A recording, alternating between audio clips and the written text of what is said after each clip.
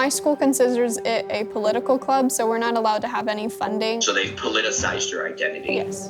These are super cute. I would love if you hang this up in your classroom and show that you support LGBTQ+ students. I like that room. Today we are going around the city putting up some ban conversion therapy posters. First proper one up outside. How does that feel? I feel powerful. New Zealand still has to do like a lot of anti-homophobia and anti-transphobia work. People are still feeling like that they need to cure their homosexuality. The police officer got charged for 3 bullets going into the neighbor's house. They can charge him for that, but not killing somebody. And there's never going to be justice for Breonna Taylor. There's a lot of complicity. I mean, our president hasn't even spoke about the issue at all. Just watching the presidential debates and understanding that there's so many things at stake, it is really important that I am at the front lines of this protest leading, because we need to be making sure that we are represented. Donald Trump has got to go! People think right now that what politicians are doing is having the climate crisis under control and that they're doing things that will actually provide us with a safe future, and it's not. A lot of people literally don't know what's coming. They don't understand the fact that climate change will be irreversible. And we've been fucking up for so long that we are literally in the last hour of being able to do something. If we don't get it, shut it down!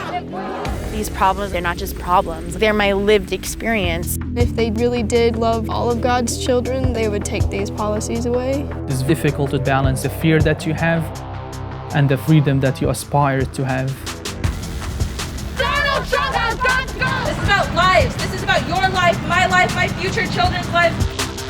I would love for our world leaders to take responsibility and do something. This is actually gonna change something.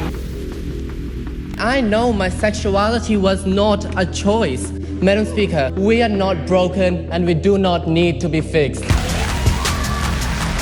Every child in Nigeria should be protected at all costs. We do not want to become a lost generation.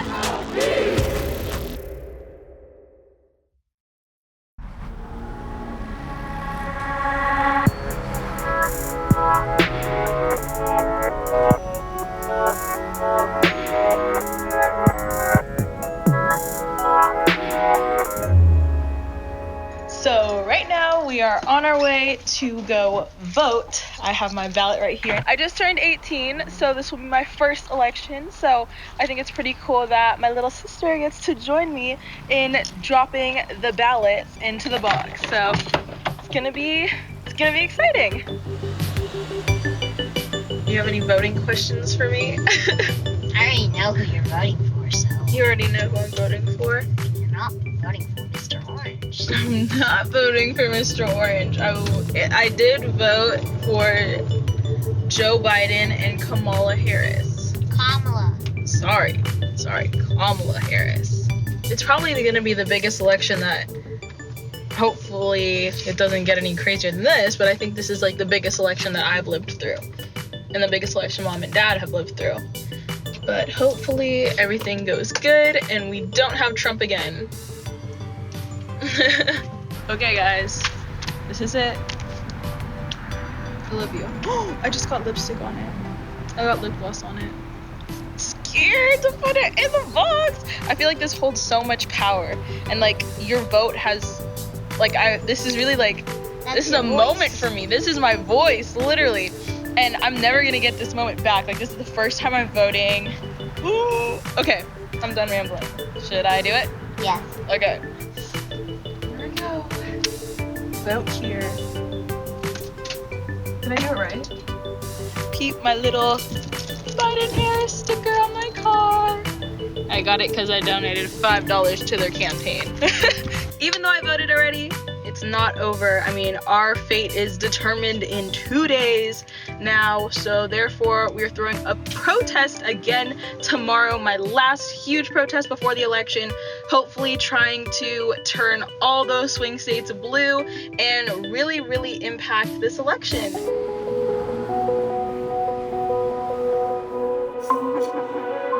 Hi! Hey Savannah, how's it going? How are you? I'm doing really good. How about you? One of the things I wanted to quickly chat to you about, and thanks for being able to meet, is our road rally on National Coming Out Day. Yeah. Obviously, with this crazy COVID, we've had to make some rather sad and crazy adjustments to Pride and the festival. We normally gather together around 80,000 people for a festival, and that just disappeared. And we knew at the centre that we needed to do something for the community that brought the community out. And the minute we started talking about coming out and bringing people out, we connected it to National Coming Out Day. So on October 11th, we are hosting what we're calling the Pride 2.0 Road Rally with the hashtag Come Out and Drag Maine. So it should be really, really fun. And of course, you're one of the individuals in Utah who has one of the most unique and wonderful coming out stories, certainly in the period that I've been here. And we want to extend an invitation to you to come and join us and to be part of the whole thing. I love that idea. And then once you've done a few laps, waved and done your Queen Elizabeth wave as you're driving down or screaming out of the roof or whatever you're doing, we'd love you to come to the centre and come and be part of the online virtual broadcast, but also to not only be part of it, but to use that as a platform to talk about the work that you're doing. Yes. It does help people. It's not just one person you're helping. I think about my own growing up and my own childhood. I never saw a person like you. He was asking me if I'd want to be involved with the Pride Parade and the Pride live stream. And I'm super excited, first off, because I just didn't know that we were going to have an actual Pride festival this year. And it's just going to be a nice experience to see the people that I truly can be my perfect, authentic self around. And it's just, it makes me happy. It warms my soul and makes everything about this feel like sunshine and rainbows and that it's all worth it. Tomorrow is election day. Although elections can be very unpredictable, I hope that we as a community have done enough to put ourselves in a better position to liberate the marginalised communities in New Zealand. Well, at the previous election, I was too young to vote. At this election, I am still not eligible to vote. And that's not because I'm too young, that's because I do not meet the eligibility criteria of the visa status. Even though I've lived in New Zealand for about 6 or 7 years, I can't. The system doesn't work for us, but we have to participate in it. So when I know that I'm disadvantaged in a systematic way, I have to ensure that when people go and vote, they know what problems I face so they can vote in my interest. I want people to think about the most disadvantaged, the most marginalized person in their life and then vote in their interest.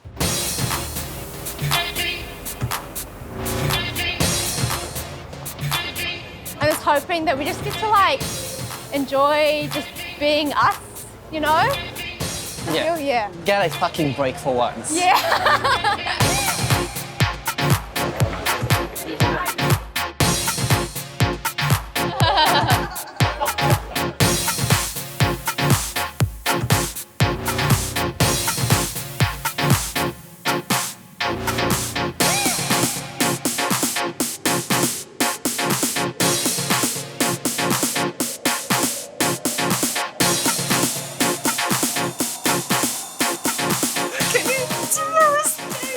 It could become illegal tomorrow. Isn't that crazy? I've already voted. Have you voted? Yeah, I did it today. You know, in New Zealand, the very first person and the only person that could vote for a very long time was white a man. white man. Mm-hmm. Women fought for their fucking rights to vote. Mm-hmm. People of colour, Indigenous men, they fought for their rights to vote. Mm-hmm. Yeah. We do everything possible to ensure that marginalised communities in this country cannot have a say. So this idea that we're exercising a democratic right isn't necessarily the reality for us. Because for many of us, this is a privilege. And you know what? I don't have that fucking privilege. I still can't vote in this country. Mm-hmm. So what does that mean, if National gets in terms of all your work with conversion therapy? And we finally got it to the front of the political conversation. We know that a Labour and Green government will ban conversion therapy. And we also know that a national and ACT government will not ban conversion therapy. The party will actually make sure that it doesn't get banned.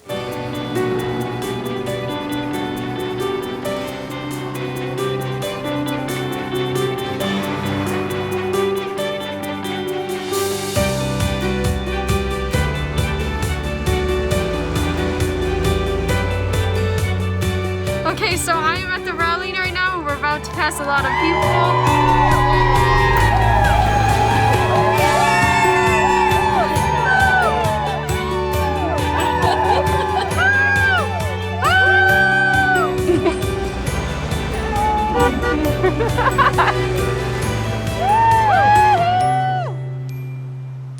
I don't know if a lot of my friends are gonna be here, but like, I just know that I can be in a safe place because there'll be queer people around. Yeah. So it's just like that warm feeling of being valid. I'm a little bit nervous because I've never done really anything live. Plus I know that there's going to be quite a few people tuned into this. So I am really nervous about it. I'm really pumped up because the drag queens are always so easy to talk to. They have such good vibes.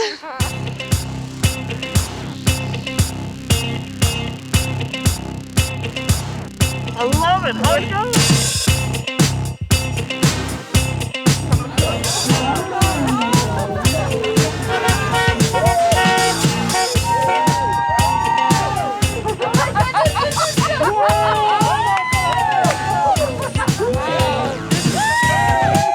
Look at all the pencils. Yeah, that's so cute. What's that? I love you.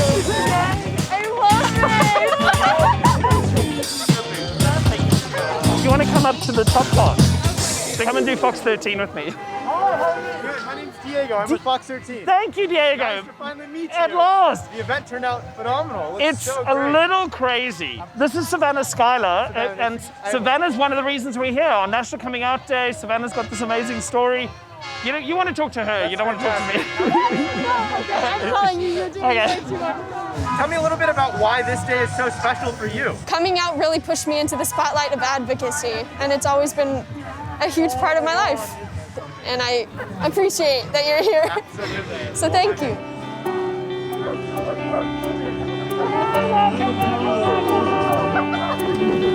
Oh my God, I love our community.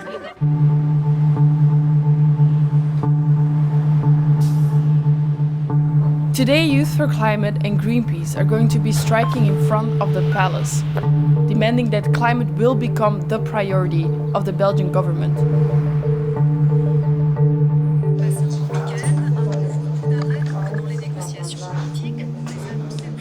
We're gonna watch the news because there's a lot happening on the political side of our action, and we're not sure what's gonna happen, and politically, if it changes, our action might change. According to Belgium's constitution, a new government must be formed every 5 years following negotiations between political parties. But failure to reach a majority consensus has left Belgium without an elected government for the last 2 years. Today, the chief negotiator, known as a formateur, is meeting with the king to discuss a possible agenda for the new government. Greenpeace and Youth for Climate are protesting to push climate change to the top of the agenda. What we would like to make sure is to protect them to climb up first, because that is a risky point where police could intervene and where it would be dangerous for them. Oh, let's go. ID? Yes. ID? Yeah. Yes. No phones, eh? I will give that to the camera crew so that they keep it for me. Actually, why can't we have phones on us if we would get arrested? They will take it. Okay, cool. My dad asked me last week, he was like, so if you're gonna do this action, you know, do you really think it's gonna change something? And then I was like, what you're doing is not doing anything, and just complaining is not gonna solve it either, you know? It's literally the only thing you can do, so do it.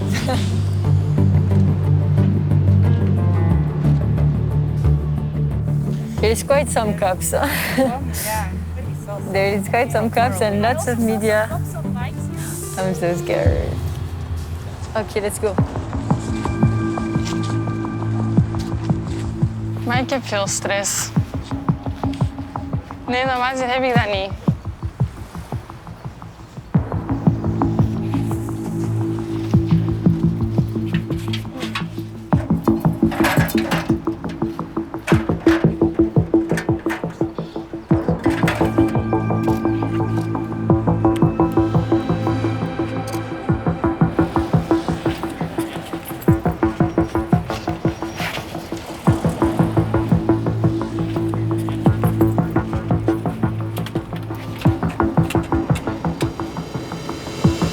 We zijn hier vandaag omdat onze huidige federale regering geen prioriteit maakt van het klimaat. We hebben vorig jaar met for Climate een klimaatactieplan opgesteld met honderden experten.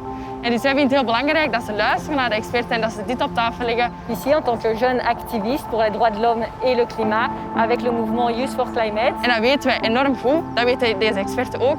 En daarom gaan we hier blijven staan totdat dat gebeurt. Bon, we hebben wel RTL, VTM en VRT gehad, dus met wat geluk zitten we erin. Ja.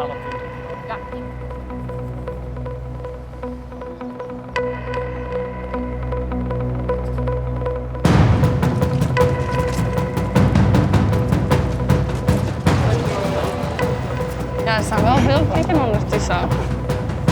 Utilise dans le prochain gouvernement.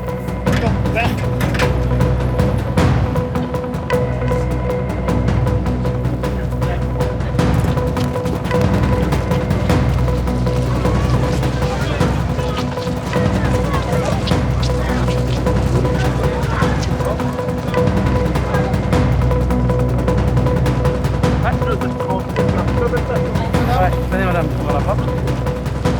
L'esprit d'obéissance. On n'a pas le droit de filmer les personnes arrêtées, monsieur. Allez, on recule.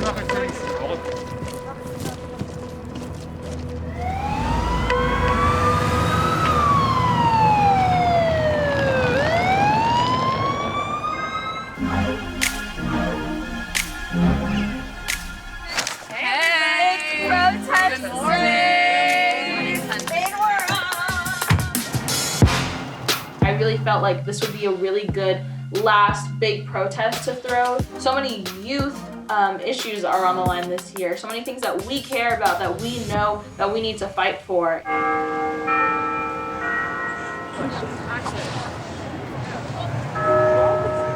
Everybody, we're gonna ask if you guys can come and start surrounding the stage. Thank you. Thank you guys all for coming. We're gonna start speaking a little bit before we start marching. This generation is the most powerful and we will not be silent.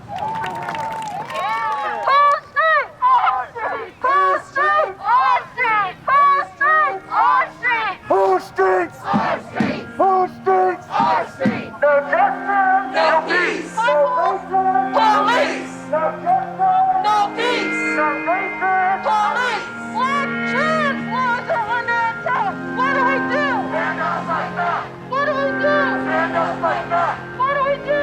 Stand up like that! Forward, they're under attack! What do we do? Stand up like that! What do we want? Justice! What do we want? No truth! No justice! No justice! No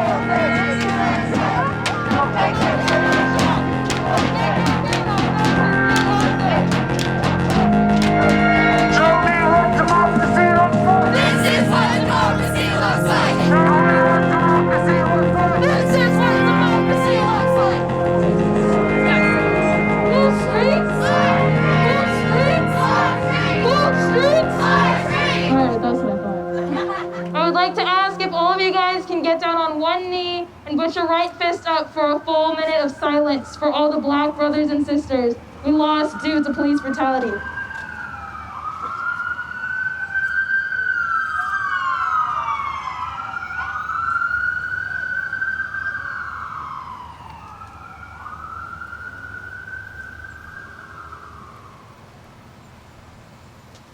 Thank you.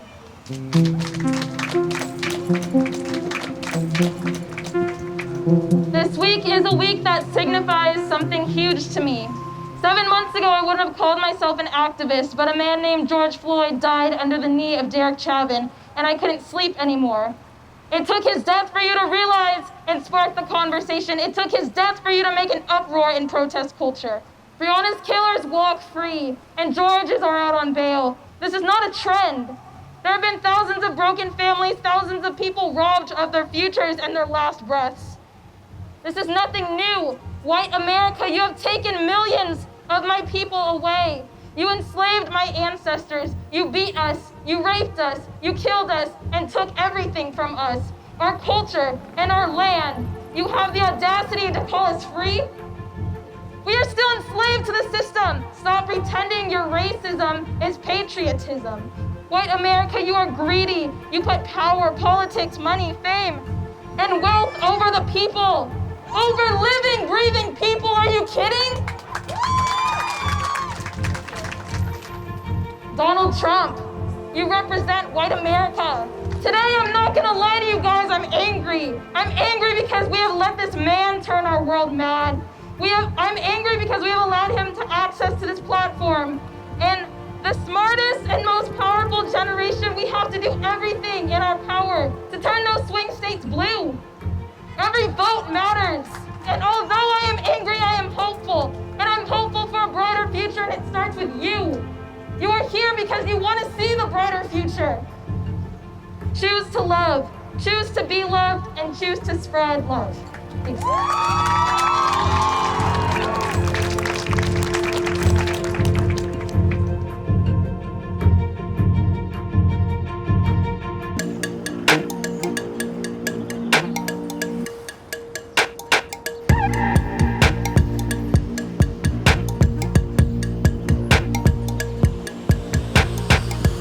Kia ora. We are an hour away from when we get our first exit polls or our first predictions for who has won this election. It's exciting but very nerve-wracking because so much depends on this election. Young queer people do not grow up being themselves because they grow up hiding every aspect of their identity so they are not bullied and beaten and humiliated because of who they are. I had been through conversion therapy. My friend had lost his partner to conversion therapy. What we do know is that it has the potential of killing people. That is, it will and it does increase suicide rates by 63%. That is not okay. I am now headed to see one of my good friends. Tiana is a staunch Labour supporter. However, we do sit on the same side of the political spectrum. Tiana has done incredible work to persuade the Labour Party to release a policy that would ban conversion therapy. I'm really excited to see him tonight.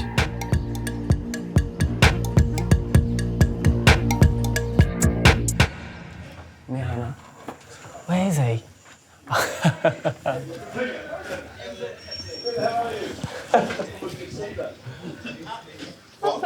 how's it going? Love to see you. Kia ora tātou. Yes, we've already had a few people start to arrive here at the national parties. So on election day, we can't campaign and say, like, vote for us. And but you're not campaigning. No, of course not. I actually had this one lady on the North Shore. Like, I went and knocked on her door and I had my rosette on. I was like, hi, like, I'm just wondering if you voted today. And she's like, yes, I voted for Labour because of the conversion therapy ban. And I was like, that's so, I don't know, it was so nice. If I were there, I'd be like, okay, then you should party vote green. I almost started crying. It was really sweet. And it's crazy to think that this policy is already making a change in people's lives. And it means a lot. Even, like, not gay people or not trans people, it's crazy. So it's taken a while, but I'm glad that we're here and we've made some progress. There are 120 seats in Parliament, and to form the next government, the biggest bloc must control at least 61 seats, so a majority.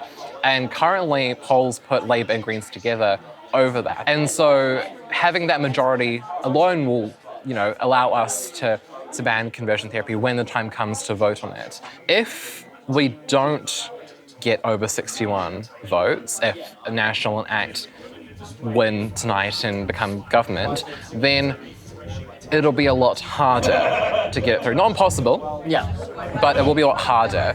I just feel like we can't risk it. At this moment, we need entirely by a chance, Labour exactly. and Greens government.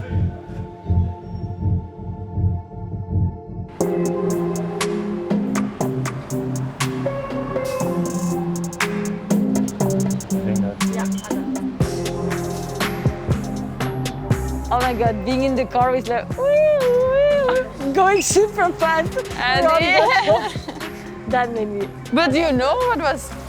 Peter from Greenpeace came to me and he said, everyone is gonna be arrested except for you and Adi. Yeah, so if you want, you can walk out. I was like, what the fuck? That's so weird. He also said that. He said, you can go. And I was like, no, if you all get arrested, I also want to get arrested. Hey, good luck, guys. Yeah, but seriously, first it's better for the movement, like at least the press also follows that because it's part of the story, you know? Yeah, and so you can't ignore that part, so yeah. For sure.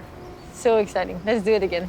Okay, we shall quickly maybe go say goodbye to the rest. Yeah, we can do that. Guys? Bye. Thank you for the action. Thank you. Thank you for coming. See you soon. Good morning, guys. It's an early morning and I haven't slept a lot because I was in a late night talk show yesterday, which was really great though, because we got arrested, as you know, and then obviously it drawn attention. And I came in the talk show to explain what we were doing there in the first place. Maandag opgepakt in de buurt van het paleis. Het ding is, met COVID kunnen we niet massa mobiliseren. Dus we moeten andere manieren vinden om onze punten in de media te brengen en aandacht aan te trekken. Maar daardoor zijn we ook in de media gekomen en daardoor werd er ook gebabbeld over dat klimaatactieplan. Eigenlijk is het ook wel een beetje een schande voor mijn generatie. Ik ben 59. Dat we moesten wachten op mensen van 17 of 18 of 19 jaar om ons zo hard in ons gezicht te schoppen.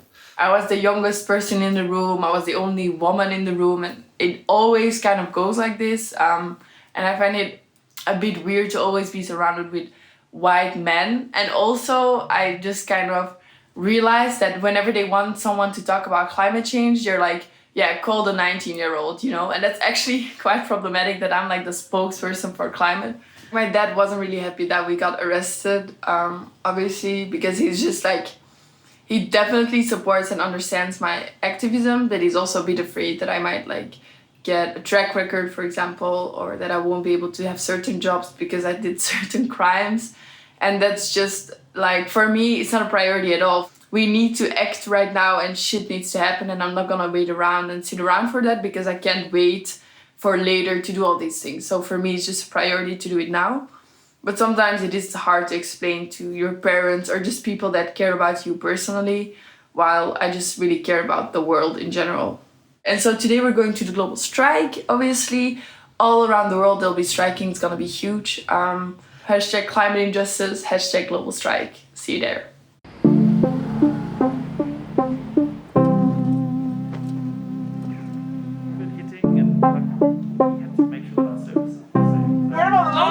Darling, come inside. Well, Savannah, meet Savannah. I know, this is great. We finally get to meet. Yeah, I know. This Savannah is here to tell a little bit of a coming up story and a little bit of the importance of being out. And then she's also doing some incredible work in schools. Why don't you take my chair? I'd love for you to sit with other Savannah. So it sounds like you want to share a little story with us and our beautiful viewers at home out there in YouTube land. So when I was 12 years old, I wrote a testimony just saying, oh, hey, I would love to just speak out and say that God would love you for who you are, and being a lesbian shouldn't change that. Hey, I love that testimony. So while I was speaking, I was almost to my favorite line, which is, be careful of what you say because you never know who's listening. And right as I was about to finish that line, they turn off my microphone and tell me to sit down. Oh my God. I was so surprised in the moment. I've never heard this part of the story, sorry. Oh, wait, really? Yeah, no, okay, I didn't realize they shut you down that hard. Mm-hmm. Oh, so you didn't even get to finish in church? I didn't. I think it was mainly because I said, it's very interesting with the stigmatism of the word lesbian. Sure. I had said that I was gay in the beginning, saying I was born with brown eyes, with freckles, brown hair, and I was born to be gay. Yeah, absolutely. And then when I was talking about going to college, holding girls' hands, and being happy as a lesbian, that's when they kind of had that moment of silence, and they shut it down. So it was when you talked about sort of the act of being out, not just saying you're out, but actually like experiencing a queer life. Yeah. I ended up going in the hallway, just crying on the couch, being like, "Oh no, this sucks." My parents were very supportive, and they came out and they were hugging me and telling me how much I am loved, and we ended up going outside and finishing my testimony for the entire world to hear. And it's still very much a fond memory in my heart. Absolutely. That's so wonderful. Something very interesting about it. I didn't know it happened until about a week or two later. Because I remember that's how I heard about you, is when the news broke about it for the first time. And I remember thinking like, wow, how brave this young person must be to like step in front of a community that is, who knows what's going to happen? Who knows how much they're going to love and accept you, or how much like they might respond negatively. It had to be a little bit frightening for you, possibly. Oh, it definitely is, because you don't know how people are going to respond. And that's something like, as gay people, we have to almost wonder if people are going to support us. So we have to kind of distance ourselves from others. Try and keep yourself safe, right? Yeah, exactly. I think that's a story that almost any queer person can relate to. A positive takeaway from this Yeah, is tell me, what has this led to? Yes, exactly. This definitely was the first time of my activism. Yeah. I got to see how this impacted me and know that I'm not the only person that feels this way within religion and wants an intersectionality between being a Mormon and being a lesbian. Sure, where does faith meet who you love? Right? Exactly. Because, I mean, God made us to be loving creatures, right? If you're a faithful person, that's kind of the energy behind it. Do unto others, all those beautiful things. And now, through the internet and through, you know, people being in your living room talking about these sorts of things, people start to realize who they are because hopefully they're finding these safe spaces. So it's great that you're doing that work. It's so amazing. Thank you. I'm like, honestly, what you have been doing, I've been listening to you since I was a little kid, so I love this. Oh, you're so cute. Thank you. Yeah, it's so fun. Savannah here in the street. Well, what time is it now? It's 6:48. So in about 12 minutes, they'll be coming out. Yes. I'm too nervous to sit. Shall we? And it all comes down to tonight. And tonight we will have votes counted early and in big numbers. It's all about, we're looking at Colin Brunton from Thursday Night Labour. Of course, the Greens are polling very well in our latest poll this week. I've spoken to a number of them at National Party events this week, and they do really support them. The more than 2 years of work to ban conversion therapy. This is it. This is it.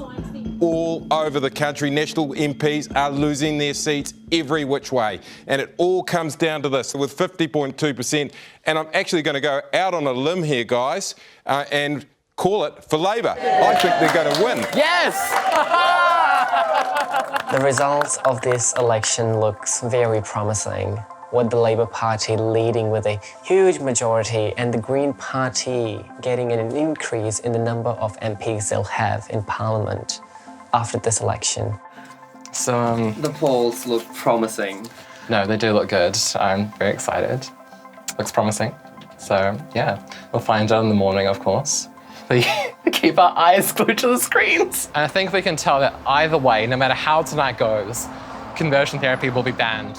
The hard work is definitely paying off because it was the work of the Conversion Therapy Action Group that got the Labour Party to create a policy to ban conversion therapy.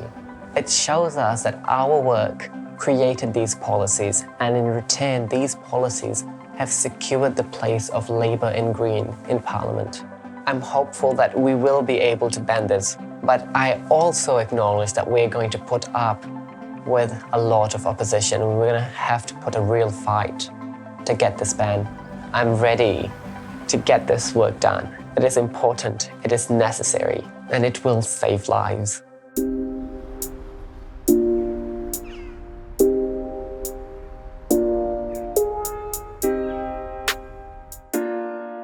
Hey Tiana, how you doing?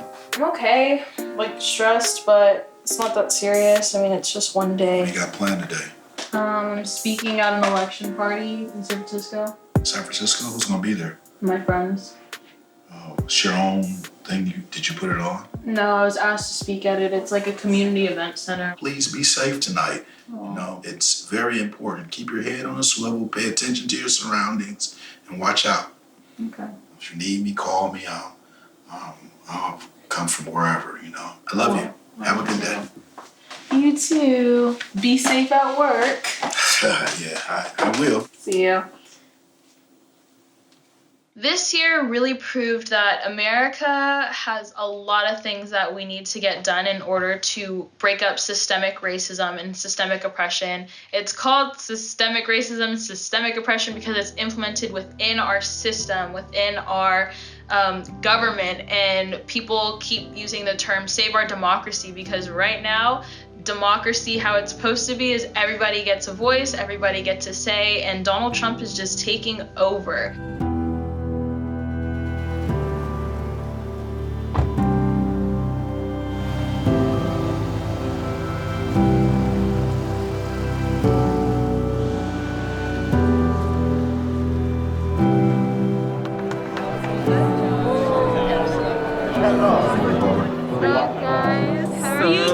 It's election night. I'm nervous.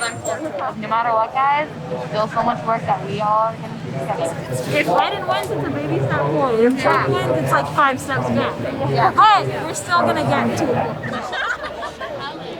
All right, everyone. How are we feeling right now? How are we feeling? Give me an update. Can I get a woo? Can I get something? Oh! The final speaker for this moment that we have right here, we have Tiana Day here to speak to this crowd. Get over here, Tiana. You're amazing. Regardless who wins tonight, I just want to remind you guys, we're not going to wake up tomorrow with all the problems of the world washed away if Biden gets elected. The change will start with you, with one person. But it needs to start with grassroots organizations as well. We need to rebuild the community. Be authentic to you. Choose love, choose kindness, and be the change. Thanks. Thank you so much, Tiana Day! We believe it's too early to call in Iowa, for example, 6 electoral votes right there. Too early to call in Nevada, right there, 6 electoral votes. Too early to call in Utah. It's getting kind of cold. Yeah, I'm getting cold. Honestly, I feel like it's going so slow, and like this is gonna be on all night. So I might wrap up early, leave pretty soon. We still have so much longer, probably hours until we really find out who is going to take over office. I think it's smart for me to go home and just be safe and in my house with my family, and I can watch the predictions on my own TV. Biden is still ahead. He has 89 electoral college votes. CBS News is now projecting former Vice President Joe Biden will be the 46th president of these United States. Joe Biden and Kamala Harris will receive the most votes of any presidential ticket ever. He is President-elect Joseph Robinette Biden. Senator Kamala Harris will be the first woman and the first woman of color to become Vice President of the United States. Good morning. It is November 7th, and today, ladies and gentlemen, Biden has beat Trump. Pretty much he's beat Trump. I woke up to a bunch of states turned blue. Yeah, I just feel really great. I'm really happy, and it's a great day of just celebration of the defeat of Trump, but the beginning of the long journey we have to break down systemic racism and oppression in our society.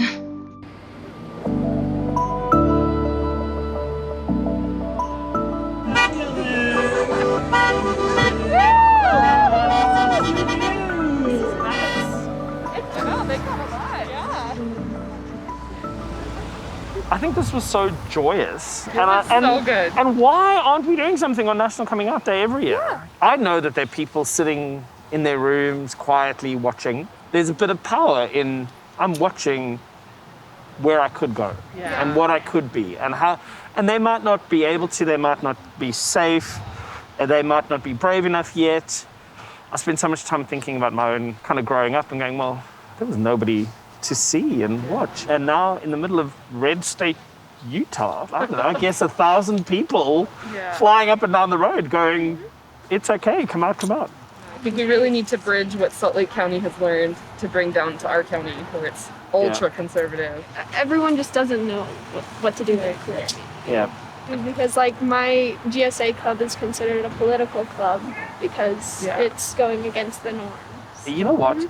Every single piece of research shows that if you have a GSA in your school, the young people's grades go up, they pay better attention in school, they're more engaged, they finish, they complete school. There are lower rates of depression. There are lower rates of kids experiencing suicidal ideation. If you have a GSA in your school, you're creating an opportunity for a young person just to look across the room and go, okay, you know what? I might be okay here. It's like, oh. And there's also just not just one way to be queer. Right. I mean, this is a way to be queer. This is a way to be queer. Look, we're all... And diverse community. Yes. Yeah. Thank you so We'll much. see you later. We'll see you later. No, you too. You too. Get some sleep tonight. Oh. I'm feeling like, I don't know, just super pumped. It felt so good to be here. Bye! I hope to just bring the same energy that we have here to school and with giving the posters. Yeah. Because I want people to realize that being gay is normal. Yeah. So if we can find a community and if we can find kids where they don't have a community right now, but then like bring in posters, make a GSA, bring in spaces where they feel like they can be themselves. I just want them so bad to feel like they're accepted and that they're loved, and then they're, like you said, that they're normal. I'm sick of our community telling them that they're not, and that there's something wrong with them. Yep. So this will be good. 100%. I think this is just a recharge for me. I can be myself and understand that I am normal.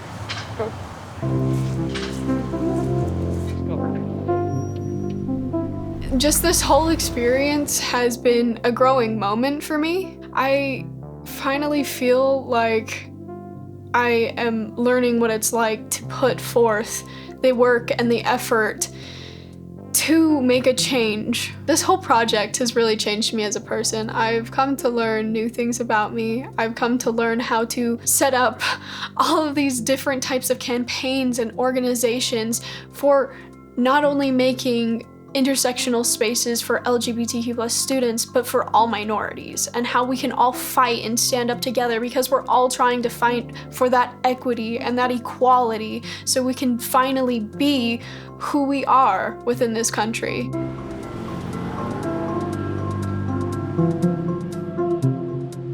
Hello, Anuna. Hi, Anuna, this is Kate Abnett from Reuters. Hey, Kate, how are you?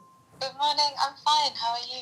I'm good, thanks. I guess my first question is, what is the main message you want to send today?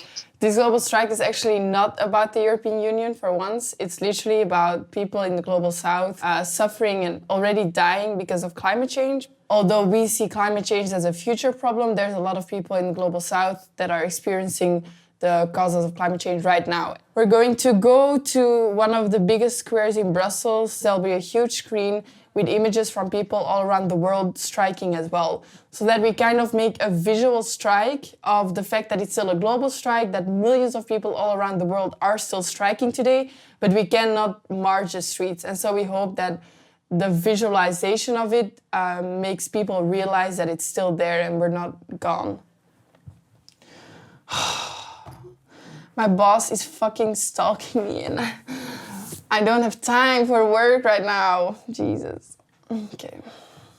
Anyways, let's get going. So when we wrote the open letter to all heads of states in Europe and all world leaders, and we met Chancellor Merkel, it kind of gave us momentum to also meet the President of the European Commission, the Italian Prime Minister, etc., and it keeps going. And behind the scenes, we have so much meetings with world leaders, and it feels so good to be finally taken seriously. And that's kind of what it made it all worth it. With millions of people, we came on the streets to demand a seat at the table, and I feel like that's finally what we got. And every time in every meeting they tell us the pressure that you put makes us able to put policies through. So don't underestimate it. We need to keep going because it has a huge impact on our future. 1, 2, 3, This is such a dope generation. They're literally rebelling against everything. They're not afraid of sanctions. They're not afraid of school. They're just like, fuck you, you're fucking with my future. I'm not taking this, you know? We've been active in 2019, we've been active in 2020 with a pandemic, and we'll be active in 2021, 22, 23. Because there's people right now counting on us, and we have the privilege and the responsibility to do something. So we haven't stopped, and we will never stop, no matter what backlashes. but we know that it's not possible for everyone to be on the streets all the time. And I just want you to know whatever you're doing, you are able to change this world. Within yourself, within your personal life, within your environment, but also as an activist on the streets. We'll be back after COVID, we are still there, and you can find us everywhere. In every country, every region, there's Fridays for Future movements and young activists wanting to fight for their future. So find them, unite, and join us in the march.